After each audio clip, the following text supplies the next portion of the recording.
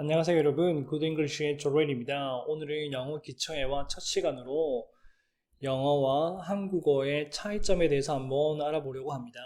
두 언어의 전체적인 차이점을 아시면 영어에 좀 더 쉽게 접근하실 수 있고, 왜 그렇게 표현이 되는지, 왜 우리가 그렇게 영어가 어렵게 느껴지는지를 알 수 있어 좀 더 효과적으로 영어를 학습하실 수 있습니다.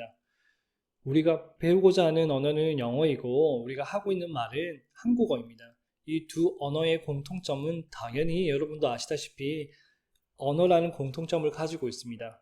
언어는 한 나라의 문화와 역사를 담고 있습니다. 그래서 그 나라의 문화와 역사를 이해하기 위해서는 그 나라의 언어를 공부해야 하고, 반대로도 마찬가지죠. 그 나라의 언어를 이해하기 위해서는 그 나라의 문화와 역사를 이해해야 합니다.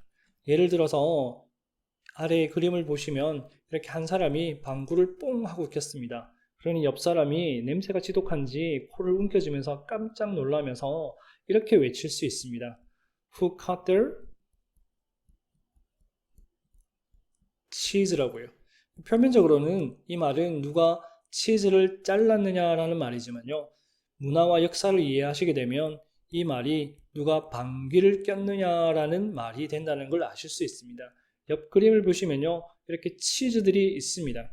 우유문화권에서는요. 우리의 김치와 같이 이렇게 우유를 발효시켜서 치즈를 만들어 먹습니다. 물론 발효 음식이기 때문에요. 굉장히 냄새가 지독합니다. 우리가 마트에서 쉽게 구할 수 있는 작은 치즈 조각이 아니라 사진에서 보시듯이 커다란 치즈이고, 이렇게 커다란 치즈를 우리는 잘라보는 경험을 잘 하지는 못합니다. 그러다 보니 이 치즈를 이렇게 잘랐을 때 얼마나 지독한 냄새가 나는지를 잘 모릅니다. 물론 여러분들 중에는 분명히 경험을 해보신 분들이 있을 거라고 생각합니다. 이렇게 치즈를 자를 때는 굉장히 냄새가 지독하죠. 그리고 책 하나를 소개시켜 드리면요. 요 네스베의 Who Cut the Cheese라는 책도 있습니다. 상당히 작고 짧고 재미있는 책인데요. 한번 읽어보시기 바랍니다. 그리고 방귀는요, 또 다른 말로 fart라는 말도 있습니다. 네, 다시 돌아와서 그 다음에 옆을 보시면 또 이제 사슴 한 마리가 있죠. 이건 숫사슴인데, 네, 영어로는 bug이라고 합니다. bug에는요, 돈의 의미도 있습니다. 우리가 헐리우드 영화를 보시다 보면 예를 들어서 $10라고 하고 싶은데 영어 표현에서 보면 10bucks라는 표현을 종종 듣게 되십니다. 벅에 돈의 의미가 있기 때문입니다. 옛날 백인 사냥꾼들이 미대륙 인디언 땅에 들어가서 숫사슴을 잡았는데 이 숫사슴의 가죽, 벅스킨을요, 물물 교환을 할 때 돈의 단위로, 즉 화폐 단위로 사용을 했었습니다.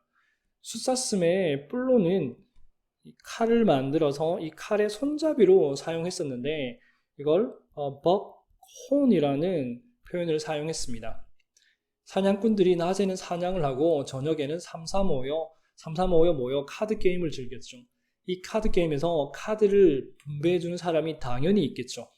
카드 게임의 카드를 나눠주는 책임을 맡은 사람의 표시를 이 버콘 손잡이를 가진 칼로 했었습니다. 그래서 오늘날 벅에는 책임이라는 의미가 담겨져 있습니다. 유명 정치인이 사용해서 유명해진 말이 있죠. The buck stops here라는 말입니다. 즉 책임은 여기서 멈춘다인데 책임은 내가 진다는 말입니다. pass the buck이라고 하면 책임을 떠넘기다라는 말이 됩니다. 여러 다양한 내용들이 있지만 다른 책을 한번 또 소개해 볼 수 있도록 하겠습니다. 이 영어 상식 칼럼이라는 책을 보시면 좀 더 상세한 내용들을 살펴보실 수 있습니다. 초급자분들에게는 조금 어려울 수도 있는 책이지만 가벼운 마음으로 읽어보신다면 상당히 도움이 많이 되실 겁니다. 아쉽게도 지금은 새로운 책이 더 이상 나오지 않아 중고로 만나보실 수 있습니다. 그리고 영어의 힘이라는 책이 있는데 원제는 The Adventure of English입니다. 영어의 여정 정도로 번역을 하면 되겠네요. 이 책에서는요, 영어의 기원은 어디이며 어떻게 발달해 왔으며 어떻게 발달해 갈 것인지에 대한 내용이 아주 상세하게 나와 있습니다. 책 두께 때문에 좀 압박감이 있지만 가볍게 읽어보시면요, 상당히 도움이 많이 됩니다. 영어의 가격이 6,175조 원이라니 대단하죠. 네, 이제 다시 돌아갈 수 있도록 하겠습니다. 다시 돌아와서 여기 보시면 문화와 역사는 좀 더 구체적으로 이 식주를 담고 있습니다. 의는 입는 것이고 식은 먹는 것이고 주는 사는 것이죠. 이 중에서 원시 시대부터 가장 중요한 것은 바로 먹는 것이죠. 이 먹는 것이 이 언어들의 영향을 주게 됩니다. 영어는 육식을 하고 한국어는 채식을 하죠. 연구에 따르면 육식을 하는 서양인들의 내장 길이가 1이라고 하면 채식을 하는 동양인들의 내장은 1.2배에서 1.5배가 더 길다고 합니다. 이는 독성이 많은 고기는 빨리 배출을 시켜야 하기 때문에 내장의 길이가 짧고 식물성은 천천히 소화를 시켜도 괜찮아서 더 길다고 합니다. 따라서 더 긴 내장을 가진 우리는 서양인에 비해 상체가 더 길고 하체가 더 짧죠. 그런데 요즘 새로 나온 연구에 따르면요, 이것이 사실이 아니라고 하는데 내장을 다 꺼내볼 수도 없는 일이고 분명한 것은 일반적으로 우리가 서양인에 비해 상체가 길고 하체가 짧아 무게 중심이 더 아래쪽에 있다는 것입니다. 여하튼 이 육식을 하는 영어는 이렇게 사냥을 해야 하고요. 사냥을 하려면 동작이 빨라야 합니다. 즉 go, come, get 등의 동사들이겠죠. 이 움직임을 나타내는 동사를 오늘날 현대 문법에서는 동사라고 표현을 합니다. 영어의 핵심이라고 말할 수 있습니다. 채식을 하는 한국어는 당연히 이렇게 채집을 하게 되겠죠. 채집에서 중요한 것은 사물이고 이 사물에 이름을 주는 것이 굉장히 중요하게 여겨졌습니다. 이 사물의 이름을 문법에서는 명사라고 이야기합니다. 그래서 한국어에서는 명사를 상당히 중요시 여기고 영어에서는 동사를 굉장히 중요시 여깁니다. 여기서 책 소개를 하나 더 하겠습니다. 생각의 지도라는 책인데요. 이 책에서는 서양인의 사고방식과 동양인의 사고방식의 차이를 실제 실험을 통해 잘 나타내주고 있는데 여기에서는 영어는 명사를 더 중요하게 여긴다라고 적고 있습니다. 표면적으로 보기에는 저도 동의하지만 영어를 학습하는 사람의 입장에서는 좀 더 안으로 들어가서 살펴볼 필요가 있을 것 같습니다. 우선 영어에서는 약 2만여 개의 동사가 있고 한국어에서는 약 1만여 개의 동사가 있다고 합니다. 이 압도적으로 많은 동사의 수를 봤을 때 저는 영어가 동사로 움직이는 언어라고 생각합니다.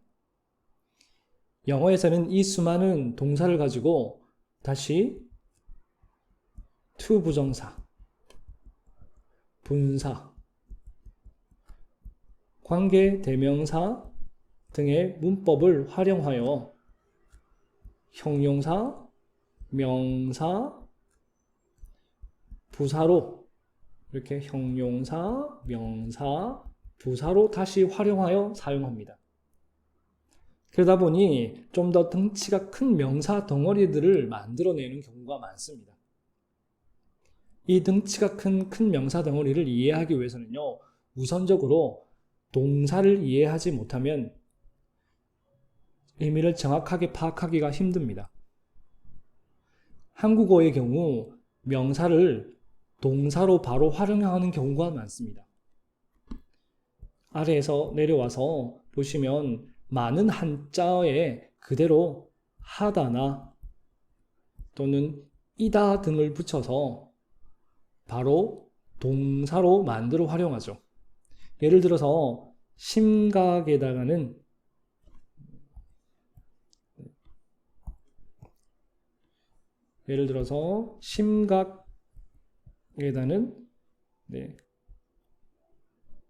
하다를 붙여 심각하다로 바로 동사로 활용하고, 사람에다가는 이다를 붙여 사람이다라고 이렇게 바로 활용을 하죠. 그리고 형용사도 바로 동사로 활용합니다. 예를 들면 아름답다, 춥다 이렇게 활용을 하죠. 하지만 영어에서는요, 심각하다가 be serious, be a human, be beautiful, be cold 이렇게 전부 비동사가 필요한데, 이 비동사의 이해 없이는 정확한 의미가 와닿지 않는 경우가 많습니다. 특히 이 be들이요, being으로 활용되고 being으로 활용될 때 그 의미를 파악하기가 더더욱 힘들죠. 따라서 일반적으로 영어는 명사 위주의 정적인 언어이고 한국어는 동사를 많이 사용하는 동적인 언어라고 하는데, 학습자의 입장에서는요, 좀 더 깊이 들어가 그 안을 살펴보면 영어의 기준에서는 동사를 꼭 이해해야 하고 활용하는 방법을 이해해야 한다는 것입니다. 대부분의 영어 문법책에서도 그 첫 내용은 항상 동사입니다. 영어회화 최상의 문법책이라고 일컬어지는 이 Grammar in Use, 이 책 같은 경우에도 총 116개의 유닛 중에서 61의 유닛이 다 동사에 해당되는 부분입니다. 50% 이상을 넘어서는 거죠. 그만큼 영어를 처음 시작할 때는 동사가 중요하다는 것입니다. 동사가 중요하다 보니 말이 좀 길어졌는데, 다음 동영상에서는 더 많은 영어 예문을 가지고 한번 살펴볼 수 있도록 하겠습니다. 이제 그럼 앞으로 넘어가서 영어에서는요, 다시 결과가 굉장히 중요시 여겨집니다. 이것은 말에도 고스란히 반영되어 있는데, 사냥을 못하면 그냥 굶는 것이 아니라 죽느냐 사느냐 하는 생존의 문제이기 때문에 잡았느냐 못 잡았느냐 하는 결과가 굉장히 중요합니다. 예를 들어서 I lost the pen that you gave me 라는 문장이 있습니다.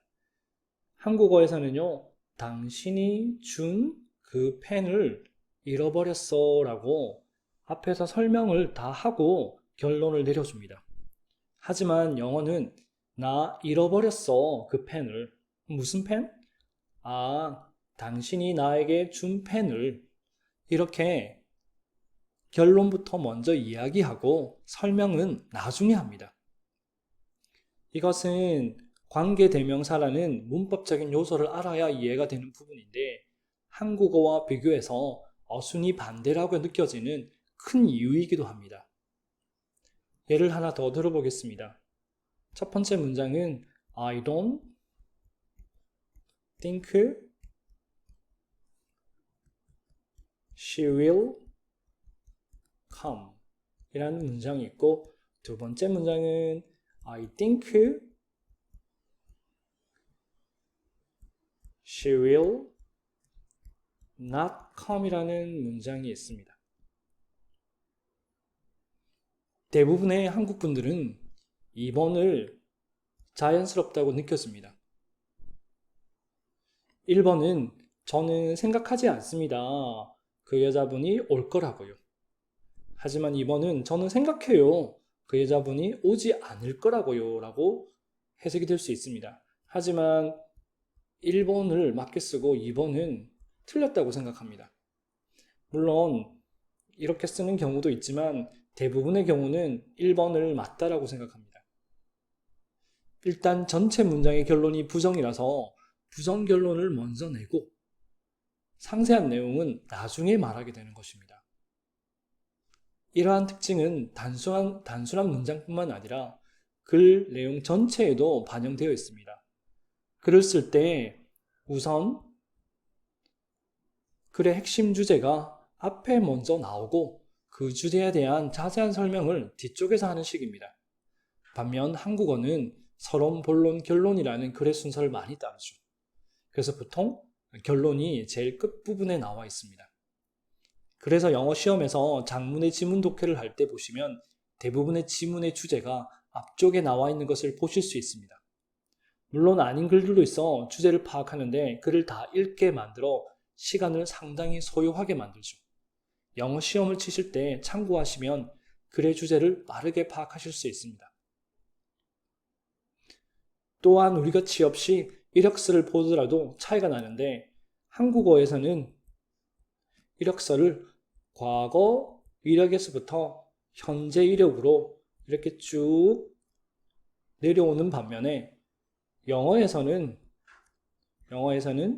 현재 이력이 중요하고 그 현재 이력을 바탕으로 과거의 이력을 적어 내려갑니다. 현재의 결과가 더 중요하다는 것이죠. 하지만 한국어의 경우 식물이 자라가는 과정이 정말 중요합니다. 그러다 보니 항상 설명을 앞에서 하고 나중에 결론을 내려줍니다. 그러다 보니 과거에 당신이 준 펜을 현재에 나 잃어버렸어 라는 말이 됩니다. 또한 영어는 문법적인 내용을 외면으로 전부 표시를 해줍니다. 예를 들어서 내 아들인 철수와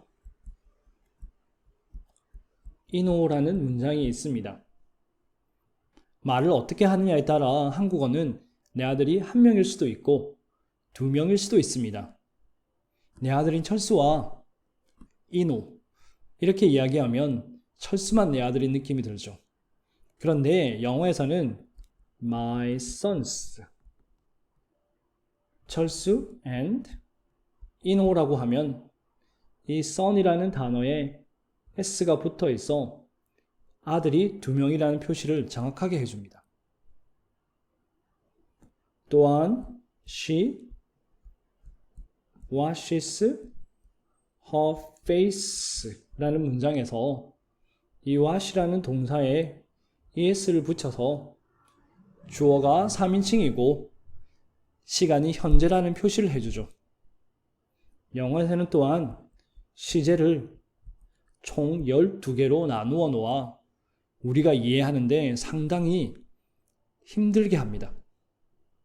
하나하나 표면적으로 다 보여주는 것입니다. 12시제에 대한 상세한 내용은 다음에 예문을 가지고 설명드리도록 하겠습니다. 이에 반해 한국어는 51.1%가 한자라서 그 속뜻을 가지고 있습니다. 하지만 영어는 하나하나 동작을 설명해주는 식으로 풀어가는 경우가 많습니다. 따라서 한국어 어순으로 영어를 하고 싶은 말을 옮길 때 한 단어로 상대방을 이해시키는 경우가 많습니다. 이런 것을 촌철살인한다는 한자어로 풀이할 수 있는데 짧은 경구로 사람을 크게 감동시킬 수 있다는 말이죠. 근데 그 짧은 영어로 전달하면 의미가 전달되지 않는 경우가 많고 문장을 표현하기도 어렵습니다. 보통 저는 학생분들에게 제발 한 방에 조질 생각 마라. 이렇게 말씀드립니다. 물론 영어에도 한국어의 한자에 해당되는 말들이 있습니다. 예를 들어서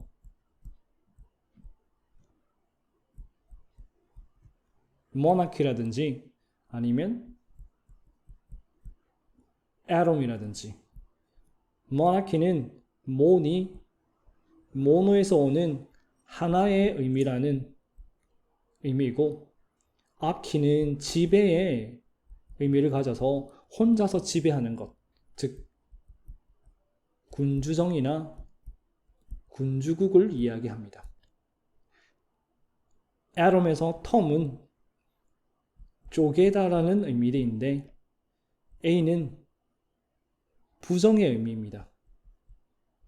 그래서 더 이상 쪼갤 수 없는 것, 즉 원자를 의미합니다.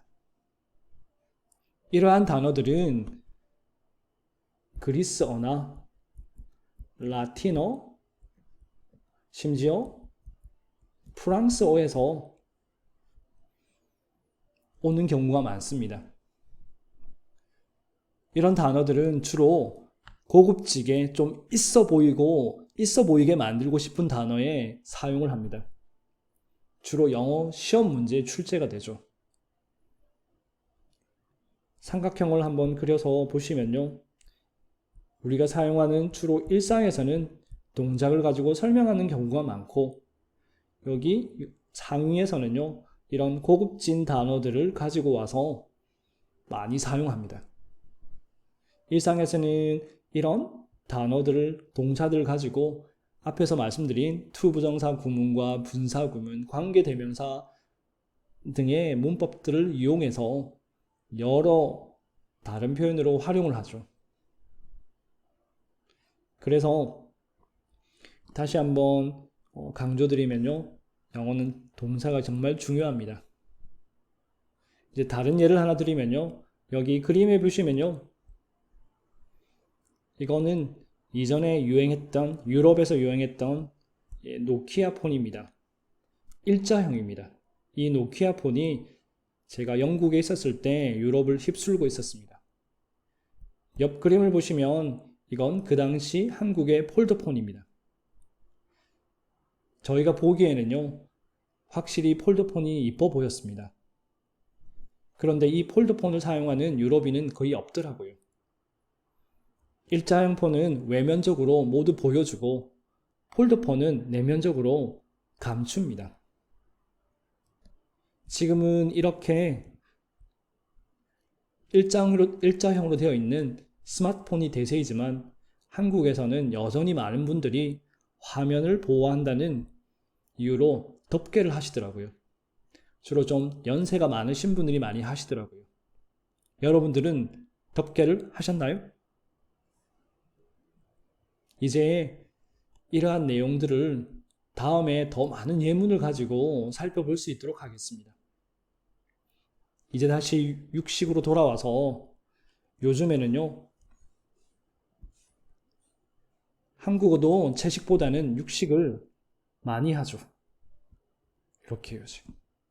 그래서 신체적으로도 많은 변화가 있고, 특히 10대 청소년들이나 대학생들에게 결과가 중요한지, 과정이 중요한지를 물어보면 1초의 망설임도 없이 결과가 중요하다라고 이야기합니다. 과정이 좋아야 결과가 좋다는 우리의 전통적인 생각이 많이 바뀐 것 같습니다. 또한 외면이 중요한지 내면이 중요한지 물어봐도 1초의 망설임도 없이 외면이라고 합니다. 제가 어렸을 때 들었던 내면의 미라는 말은 들어본 지가 참 오래된 것 같습니다. 요즘에는 얼짱, 몸짱이라는 이런 말들과 이와 비슷한 말들이 더 유행하고 사용되고 있죠. 여러분들은 결과가 중요한가요? 과정이 중요한가요? 아니면 외면이 중요한가요? 내면이 중요한가요? 이제 다시 정리해 드리면 영어는 움직임을 나타내는 동사가 정말 중요하고 하고자 하는 말에 그 결과를 먼저 말해야 되고 모든 사항을 외면적으로 다 보여준다는 것을 꼭 기억하시기 바랍니다. 그럼 다음 시간에는 영어에서 가장 중요한 이 동사에서 어떻게 장문의 문장으로 이어져 나가는지 하나하나 살펴볼 수 있도록 하겠습니다. That's all. Thank you. Bye for now.